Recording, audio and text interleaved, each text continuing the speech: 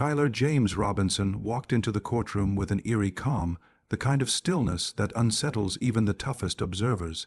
Accused of murdering political figure Charlie Kirk, he refused to explain himself, offering only 3 words, his own name. Behind that silence lay a story of obsession, hidden networks, encrypted messages, and a chilling question: was Robinson a lone wolf, or just the first piece of a much darker puzzle? It began on a warm September afternoon, the kind of afternoon where the air feels deceptively calm, the sky perfectly clear, and the sunlight sharp enough to make everything seem ordinary. People walked the sidewalks carrying iced coffees, chatting with friends, or scrolling through their phones, unaware that in just a few moments the day would etch itself into history. The news that spread across phones, televisions, and radios within the hour would feel unreal to many. Charlie Kirk, a prominent conservative activist, had been gunned down in broad daylight. For years, Kirk had been a lightning rod of controversy. His voice dominated college campuses, television debates, and rallies. Admirers praised his boldness, his willingness to challenge authority and question social norms. Critics called him divisive, even dangerous, arguing his speeches fanned flames of conflict. Whether adored or despised, no one could deny his presence. He had become part of the fabric of American politics, a figure whose name stirred strong reactions in nearly every household. That is why the suddenness of his death felt like a rupture. He wasn't old, he wasn't sick, he wasn't fading into obscurity. He was at the height of his influence. His schedule was packed, his speeches were well attended, his social media reach massive. To think that someone could extinguish such a figure with just a few bullets seemed unthinkable, and yet it happened. The location was a lecture venue in the heart of the city. Crowds had gathered outside, lining up early in anticipation. Some were students carrying notebooks and cameras. Others were devoted supporters wearing shirts emblazoned with slogans. Protesters also lingered nearby, holding signs of disapproval, their chants weaving into the background noise. Tension hung in the air, but it was the sort of tension that often surrounds political figures' loud voices, but ultimately controlled. Nobody believed real violence was waiting in the wings. That illusion shattered at 3:47 p.m. Eyewitnesses later recalled seeing a man blending into the flow of people, his appearance unremarkable, his behavior calm. He carried no sign, no banner, nothing to draw attention. He waited, shifting slightly, as if simply another restless body in the crowd. Then, in a span of seconds, everything changed. He raised his arm, aimed a concealed weapon, and fired 3 times with chilling precision. The sound was deafening. Some thought it was fireworks at first, a cruel trick of timing. But then came the screams, the stampede of bodies running in every direction, the desperate scramble for safety. Panic consumed the space. Phones hit the ground, shoes were lost in the rush. People hid behind cars or ducked behind barricades. In the center of it all, Charlie Kirk collapsed. The force of the impact drove him backward, and he crumpled against the pavement, surrounded by chaos. Blood spread quickly across the concrete, staining the spot that just moments before had been filled with energy and anticipation. Medics rushed in, performing frantic chest compressions, shouting for more equipment, trying to carve out order from disaster. Police stormed the scene, rifles raised, forcing people to the ground as they searched for a shooter, but the killer had already slipped away. Witnesses swore they saw him vanish into the blur of screaming bodies, his face lost in the flood of panic. For several agonizing minutes, it seemed as though he might escape entirely. The crowd, still in shock, offered fragmented descriptions. Tall, thin, maybe wearing a gray jacket, maybe not. Nothing certain. Despite the chaos, law enforcement acted quickly. Within the hour, the city was in lockdown. Roads were sealed, helicopters circled overhead, and surveillance footage from every corner of the block was collected. Emergency alerts flashed across screens. Suspect at large, stay indoors. Report suspicious activity. At 4:11 p.m., doctors at the nearest hospital confirmed what many already feared. Charlie Kirk was dead. His death certificate would later record multiple gunshot wounds as the cause, but to the public, the words were heavier. For his supporters, it was the silencing of a voice they believed stood for freedom. For his opponents, it was a moment of disbelief. A man they had argued against endlessly was gone, not in debate, not in retirement, but through an act of calculated violence. News networks scrambled to piece together timelines, social media erupted with theories, and every detail, real or imagined, spread like wildfire. Questions dominated every conversation. Who did it? Why? Was this personal? Was it political? Was it just madness? What few realized in those first frantic hours was that the name of the killer would soon emerge, and with it a far more disturbing story than anyone anticipated.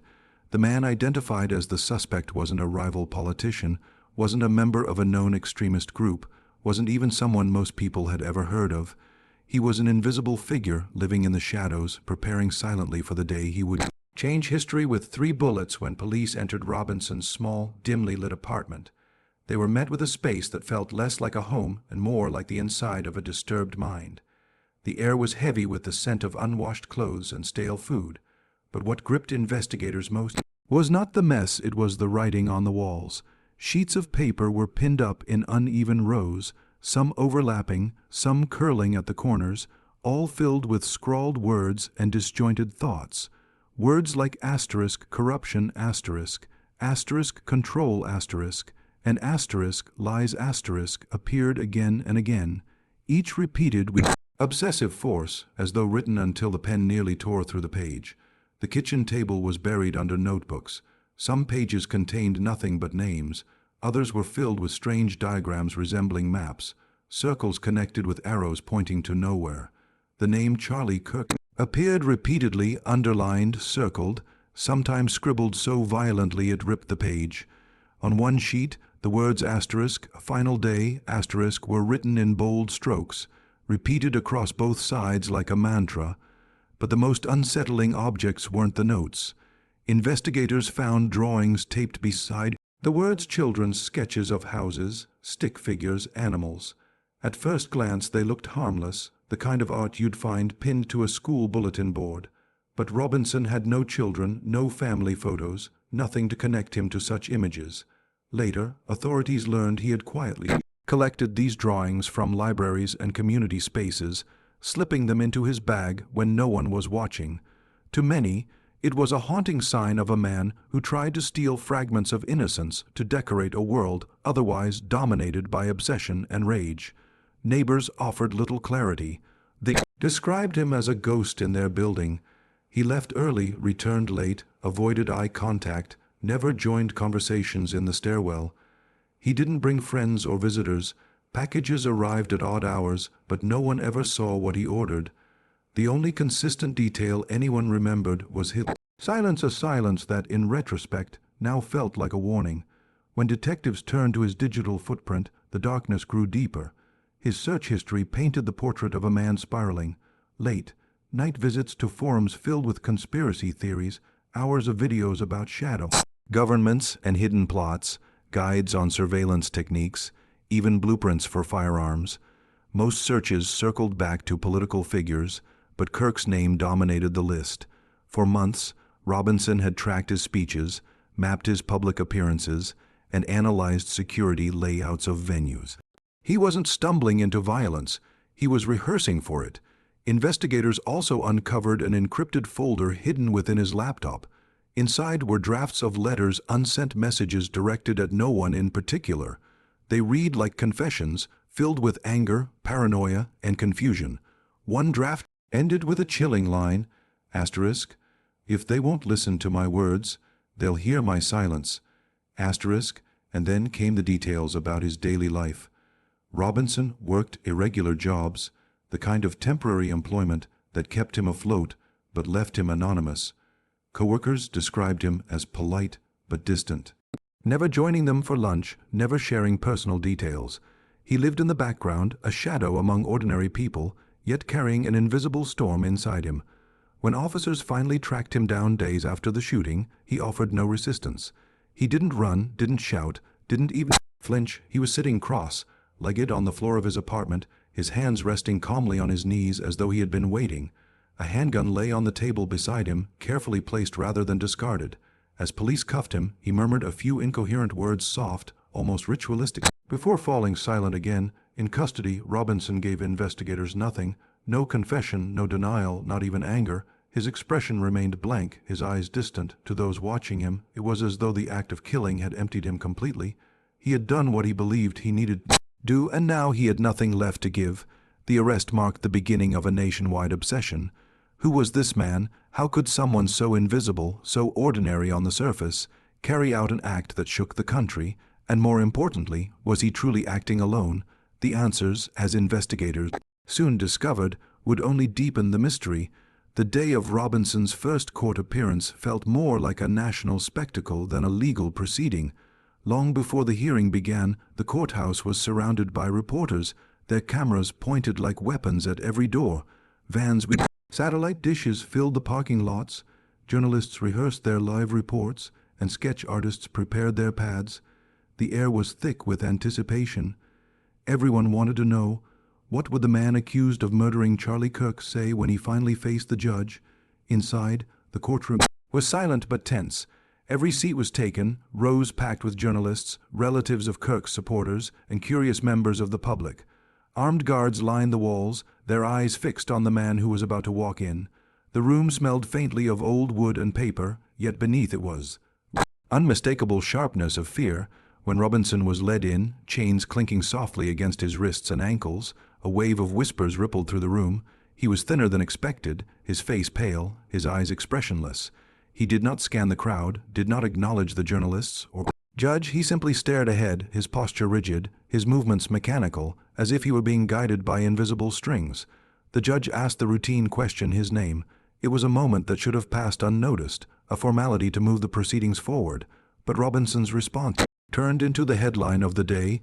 Leaning into the microphone, his voice low but clear, he uttered 3 words, asterisk, Tyler James Robinson, asterisk, nothing more. No explanation, no anger, no justification, just his name. The silence that followed was unbearable. People leaned forward, waiting for more, expecting him to erupt into a speech or a rant, perhaps to declare some grand motive. But Robinson simply sat down, hands folded neatly in front of him, as though he had fulfilled his only obligation. The judge repeated questions, the prosecution read charges, but Robinson remained quiet, staring at the table with a faint, almost unnoticeable smirk. For the media, it was gold. By evening, every headline in the country carried those 3 words, magnified into mystery. Asterisk, the suspect who spoke only his name. Asterisk, commentators debated endlessly on television. Was it defiance? A sign of mental collapse? A strategy to disrupt the trial? Some experts insisted he was deliberately withholding to maintain control, turning silence into power. Others believed he was too detached from reality to understand what was happening. But what unsettled observers most was his strange behavior after speaking. Several people in the gallery noticed him tapping his fingers on the wooden table in a steady rhythm, 3 taps, pause, then 3 taps again. To some, it was just nervous energy. To others, it felt intentional, like a hidden message. One courtroom analyst later compared it to a coded signal, though no one could decode what it meant. Outside the courthouse, emotions exploded. Crowds of supporters of Kirk held banners demanding justice, their chants echoing through the streets. Across from them, a smaller group of protesters warned against political exploitation of the tragedy, arguing that using Kirk's death to fuel division was exactly what the shooter would have wanted. The police struggled to keep the 2 sides apart as tensions boiled. The hearing itself ended quickly. Charges of first-degree murder were read, along with additional counts for possession of an unlicensed weapon and endangering the public. The judge ordered Robinson held without bail. As officers escorted him out, the cameras flashed furiously, desperate to capture any flicker of expression. But his face remained unchanged, blank as stone. The world was left with more questions than answers. What drove him to kill? Why target Kirk specifically? And why refuse to speak? In the days that followed, every detail of the hearing was replayed endlessly on television and social media. People zoomed in on his body language, slowed down the footage of his tapping fingers, analyzed the way he adjusted his seat. Conspiracy theories erupted. Some claimed the 3 words were code, others suggested the silence was orchestrated by a larger group controlling him. For law enforcement, however, the appearance raised a darker concern.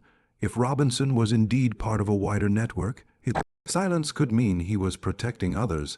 His refusal to speak wasn't just an obstacle in court, it might have been a warning. As investigators dug deeper into Robinson's world, the initial picture of a solitary, unstable man began to fracture. At first, authorities assumed he had acted entirely alone, driven only by personal obsession. But the more they uncovered, the more the edges blurred, revealing connections that hinted at something far more intricate. The breakthrough came from a team of digital forensics experts combing through his laptop. Hidden within layers of encrypted files was a folder that seemed deliberately buried, disguised under mundane names. When finally decrypted, it revealed dozens of emails that were anything but random. The language was vague, almost poetic, but carried an undeniable sense of instruction.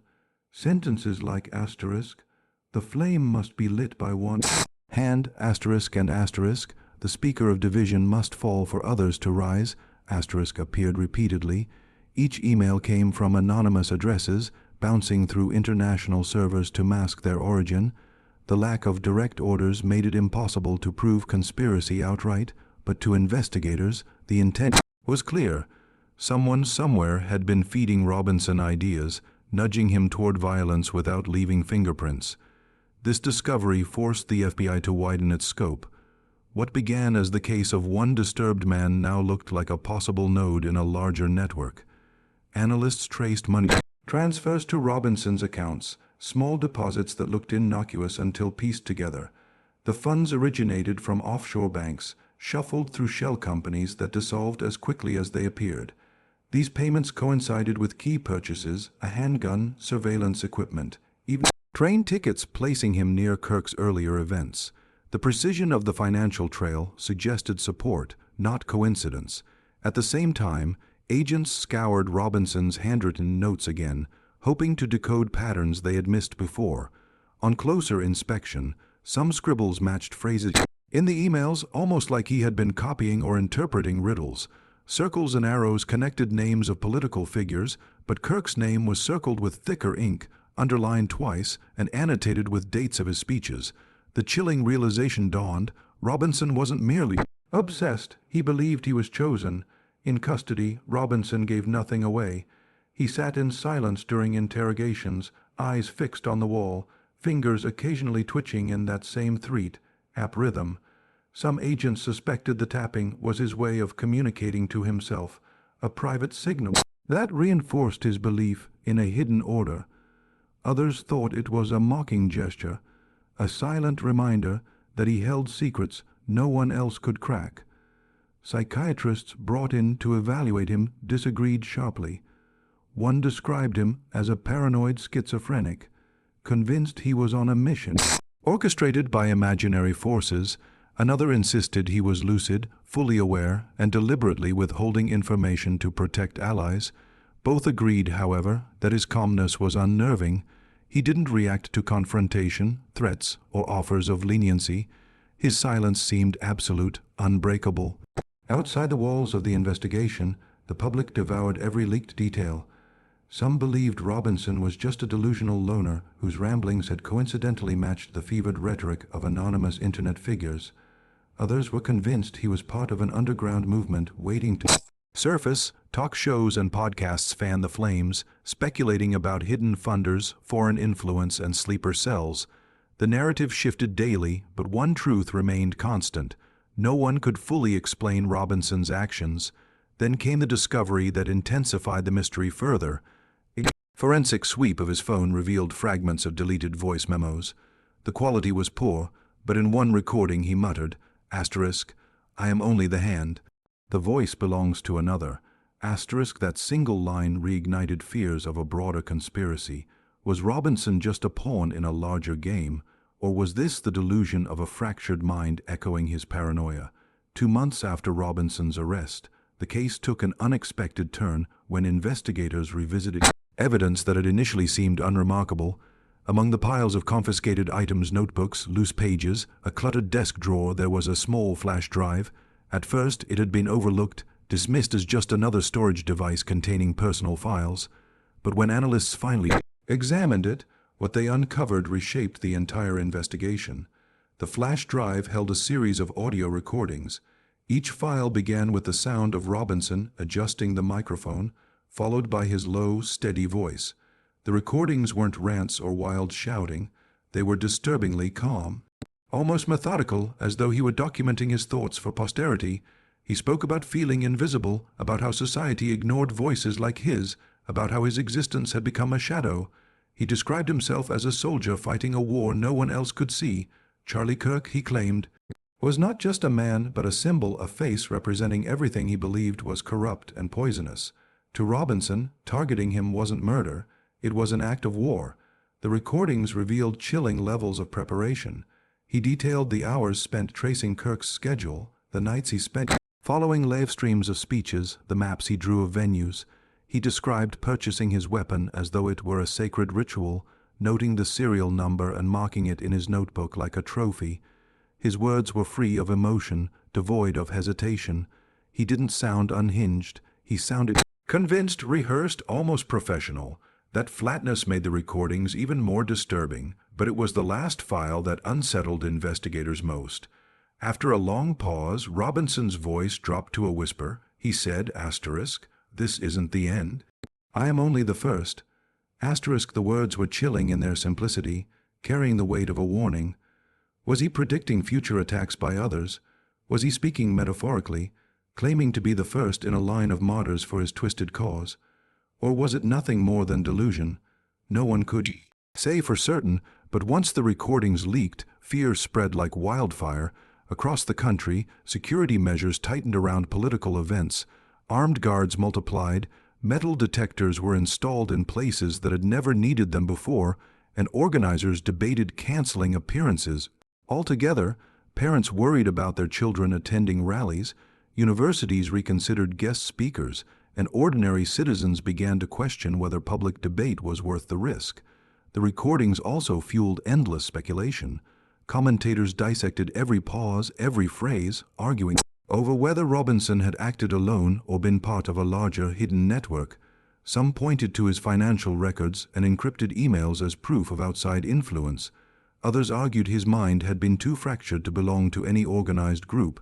Regardless of the interpretation, the statement, "I am only the first," echoed like a curse, casting a shadow over every subsequent development. Meanwhile, in court, Robinson remained unchanged. At each hearing, he repeated the same three words when asked to identify himself, "Tyler James Robinson," nothing else.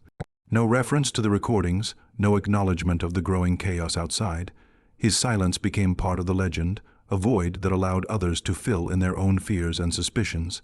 His trial stretched on, but the enigma never faded. Some believed his silence was a form of loyalty, protecting unseen allies. Others saw it as defiance, his way of controlling the narrative by offering nothing. A few insisted it was simply madness, a broken man clinging to a ritual because reality no longer made sense. But for the public, it hardly mattered. His silence was louder than words. Years from now, the story of Charlie Kirk's murder and the suspect who said almost nothing will be remembered not just for the crime, but for the unease it left behind. A sense that somewhere in the shadows, others might be waiting, listening, preparing. And whether real or imagined, that possibility is what makes Robinson's legacy most terrifying. Because sometimes the most haunting sound is not the confession of guilt, nor the cry of anger, but the silence that refuses to end.